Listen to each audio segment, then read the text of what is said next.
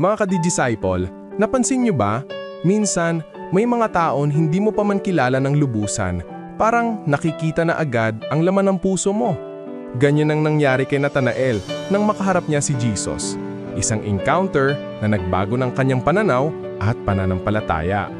Panahon na muli para ibahagi ko sa inyo ang mensaheng nagbibigay buhay mula sa Ebanghelyo ngayong araw, Setyembre 29, Feast of Saints Michael, Gabriel, and Raphael, Archangels.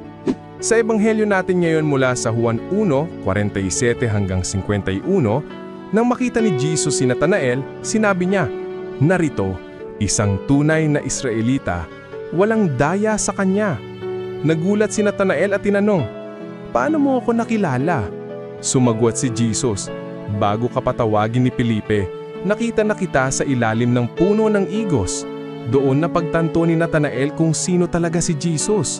Sinabi niya, "Rabay, ikaw ang anak ng Diyos. Ikaw ang hari ng Israel." At sinabi naman ni Jesus, "Nananampalataya ka dahil sinabi ko sa iyong nakita kita sa ilalim ng puno ng igos. Higit pa rito ang makikita mo. Mula ngayon, makikita ninyong bukas ang langit at ang mga anghel ng Diyos ay umaakyat at bumababang kasama ng anak ng tao." Mga ka-disciple, ang Ebanghelyo ngayon ay isang paalala na walang lihim kay Jesus. Kilala niya tayo bago pa man tayo lumapit sa Kanya. Alam niya ang ating mga iniisip, kahinaan at tunay na laman ng ating puso. At sa kabila nito, patuloy niya tayong tinatawag para makaranas ng open heaven, isang buhay na malapit sa Diyos. Kaugnay ng kapistahan ng mga arkanghel, makikita rin natin ang tungkulin nila sa ating pananampalataya. San Miguel, tagapagtanggol laban sa kasamaan. San Gabriel, tagapagdala ng mensahe ng Diyos. San Rafael, tagapagpagaling at gabay sa paglalakbay. Sila ay mga patunay na hindi tayo nag-iisa sa laban ng pananampalataya. Tulad ni Natanael, tayo ay iniimbitahan ni Jesus na manampalataya ng buo dahil may mas malalaking biyaya pa siyang inihanda.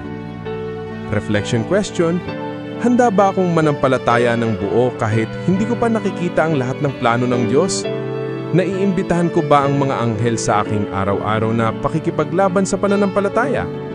Mga ka-disciple, tandaan natin, kilala tayo ni Jesus ng lubusan at sa tulong ng mga arkanghel, mas lalo pa nating mararanasan ang kanyang kapangyarihan at presensya. Ako po si Brother Rai, Digital Disciple. God bless.